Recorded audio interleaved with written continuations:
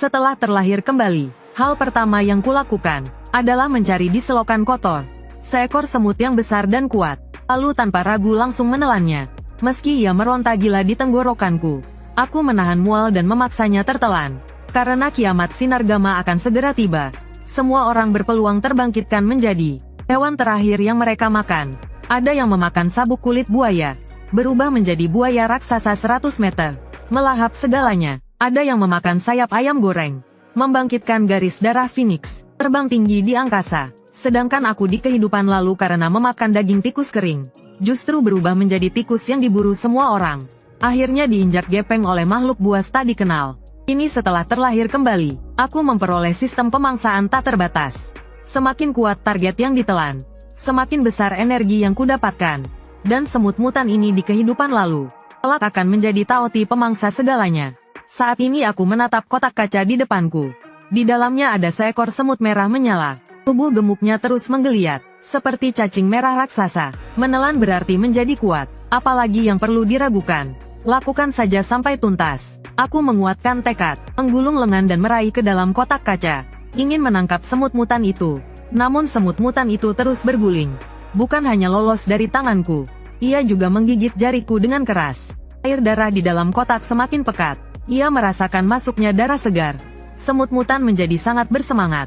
Melihat situasi ini, aku langsung ikut murka. Dengan cepat aku menangkap semut itu, lalu menggigit kuat dan langsung menelannya. Selamat tuan rumah berhasil menelan semut mutan.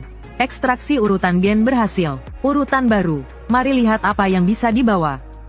Tiba-tiba jari tanganku terasa kesemutan dan geli. Aku menunduk melihat, terlihat bagian besar yang sebelumnya tergigit.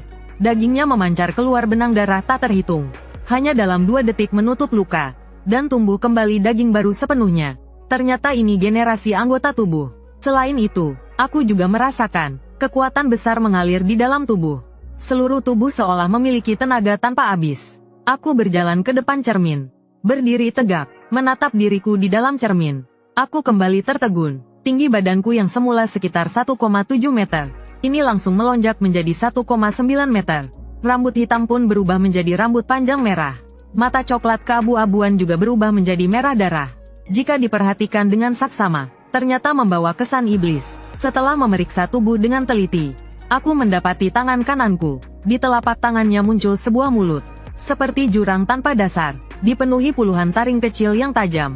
Persis seperti alat isap semut mutan tadi, dapat menyerap darah musuh. Namun hal ini justru membuatku agak gelisah. Sekarang kekacauan gelap belum dimulai. Aku sudah berubah menjadi wujud seperti ini. Sepertinya sama sekali tidak bisa keluar rumah. Tepat saat pikiran itu muncul, rambut panjang merah itu kembali normal. Mulut di telapak tangan juga menghilang. Melihat itu, aku tertegun. Ini luar biasa. Kurang dari 2 hari lagi kekacauan gelap akan dimulai. Aku masih punya 2 kesempatan menelan. Aku harus terus menelan. Dalam ingatanku, di kota Daru ada seorang miliarder tersembunyi yang menyimpan seekor belut listrik langka. Aku ingat setelah kekacauan gelap meletus, belut listrik langka itu juga akan menjadi makhluk mutan, mampu melepaskan petir yang mengerikan. Jika aku menelannya, di bawah rekonstruksi urutan gen, mungkin bisa membuka kemampuan yang lebih kuat. Namun dengan statusku saat ini, jelas mustahil bertemu miliarder tersembunyi itu.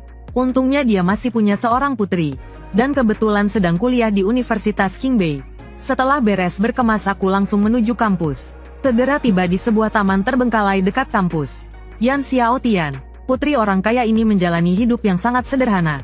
Agar tidak membocorkan identitasnya sebagai anak orang kaya, setiap pulang sekolah dia berjalan ke sini lalu dijemput mobil.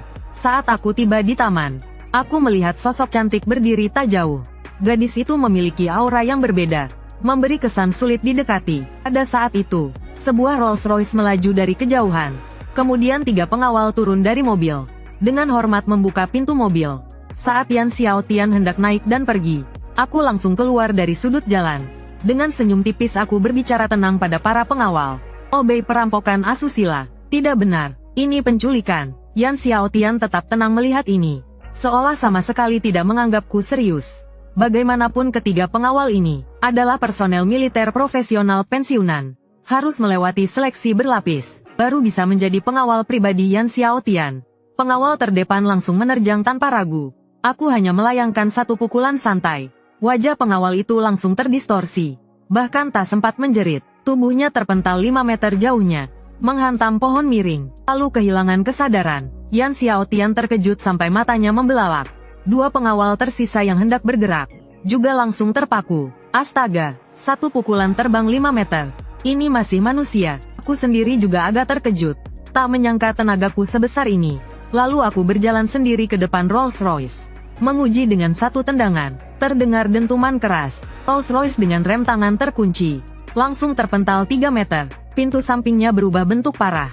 Penyok ke dalam. Suasana langsung hening total. Yan Xiaotian ketakutan sampai wajahnya kaku. Dua pengawal lainnya langsung ambruk ketakutan. Aku mengabaikan dua pengawal itu, dan langsung berjalan ke depan Yan Xiaotian. Yan Xiaotian dengan panik berkata, "Kamu mau merampok atau memperkosa? Telepon ayahmu Yan Nanzi, suruh dia kirim belut listrik langka yang dia koleksi." Satu tangan serahkan belut. Alis Yan Xiaotian berkerut rapat. Pikirannya agak tidak bisa mencerna. Orang ini bersusah payah menculik dirinya. Ternyata hanya demi ayahnya, belut listrik langka yang dikoleksi itu. Namun situasi saat ini sangat genting. Yan Xiaotian hanya bisa mengeluarkan ponsel dan menelepon Yan Nanzi, menjelaskan singkat kondisi yang dihadapi saat ini, serta permintaanku. Pada saat yang sama, di ruang rapat grup Tiansheng, seorang pria parubaya berwibawa menerima telepon itu, dan seketika seperti menghadapi musuh besar. Kurang ajar benar, di kota Daru ternyata ada yang berani menyentuh putri Yan Nanzi. Segera hubungi pihak militer, suruh mereka kirim pasukan paling elit untuk bantuan. Laksanakan sekarang juga. Selain itu, panggil tim medis terbaik di kota Daru. Suruh mereka membawa peralatan terbaik. Siaga di lokasi yang ditentukan. Siap menghadapi situasi darurat kapan saja.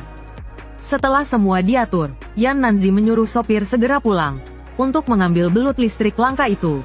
Aku sudah melakukan semua sesuai permintaanmu. Ayahku akan tiba di sini dalam setengah jam. Aku mengangguk pelan. Setelah berpikir sejenak aku pun berbicara. 2 hari lagi, sebuah aurora akan menyapu planet biru. Semua makhluk hidup di planet biru akan mengalami mutasi. Menjadi makhluk mutasi. Saat itu tiba, tatanan dunia akan runtuh. Masyarakat akan jatuh ke dalam kekacauan yang belum pernah ada. Belut listrik itu juga akan berubah menjadi makhluk mutasi yang mengerikan. Jika tidak segera ditangani, seluruh keluargamu akan berakhir tragis. Apa? Percaya atau tidak terserah kamu. Belut listrik ini tidak aku ambil secara cuma-cuma. Sebagai gantinya, aku bisa memberitahumu lebih awal informasi penyelamat nyawa ini. Anggap saja ini transaksi yang adil. Ini terdengar terlalu gila. Yan Xiaotian tidak berkata apa-apa. Hanya menatapku seperti melihat orang bodoh. Dengan tatapan santai, Yan Xiaotian menggelengkan kepala. Aku tidak membuang kata-kata. Lalu aku menggores tangan kanan di atas tangan kiri. Seketika benang-benang darah muncul dari jariku. Dan segera memulihkan jariku seperti semula. Dua pengawal yang melihat dari jauh merasa kulit kepala mereka mati rasa. Yan Xiaotian juga terkejut di tempat.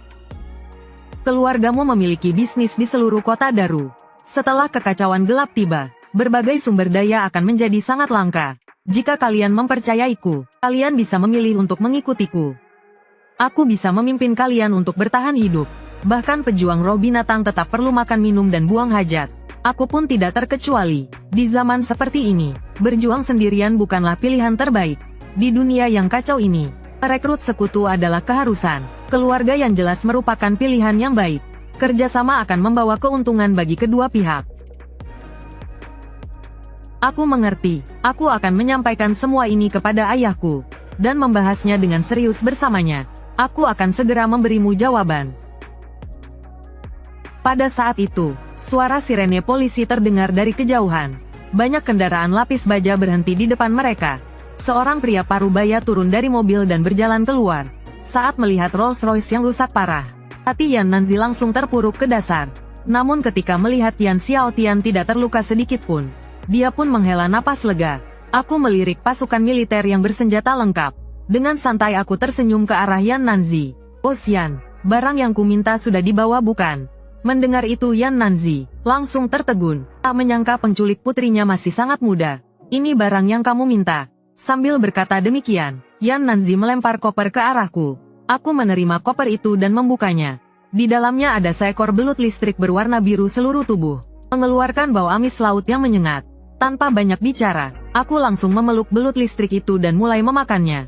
Melihat hal itu, Yan Nanzi benar-benar terkejut. Apa sebenarnya yang sedang terjadi ini? Orang-orang militer juga tercengang. Apa jangan-jangan bertemu orang gila?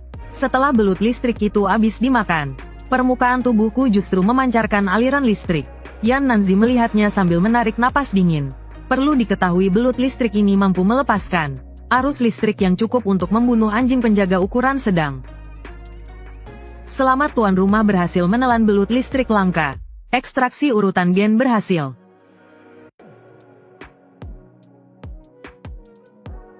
Seketika aku menggerakkan niat, rambut pendek hitamku langsung berubah menjadi rambut panjang merah. Pupil mataku kembali berubah menjadi merah. Aku mengulurkan jari telunjuk, dan langsung membentuk sebuah bola darah. Bola darah itu meledak di udara. Para personel militer di tempat kejadian saat menyentuh bola darah itu. Seketika mereka merasakan arus listrik kuat menembus tubuh. Langsung terkapar di tanah, dan pingsan. Hanya Yan Xiaotian dan Yan Nanzi yang tidak terluka sedikit pun. Aku menoleh menatap ayah dan anak itu sekilas. Lalu menghilang perlahan dalam kegelapan malam. Waktu menuju kekacauan gelap tinggal. Kurang dari 1 hari lagi. Aku masih punya 1 kesempatan menelan terakhir. Harus menyelesaikan penelanan sebelum kekacauan dimulai. Pada saat itu, ku tiba-tiba teringat, di kebun binatang kota Daru. Sepertinya ada seekor elang istimewa. Bulu di sekujur tubuhnya keras seperti besi, dan mampu mengeluarkan jeritan yang menusuk telinga. Sekarang aku telah memiliki zirah darah, dan juga mampu mengendalikan kekuatan petir. Kebetulan masih kurang 1 cara untuk terbang.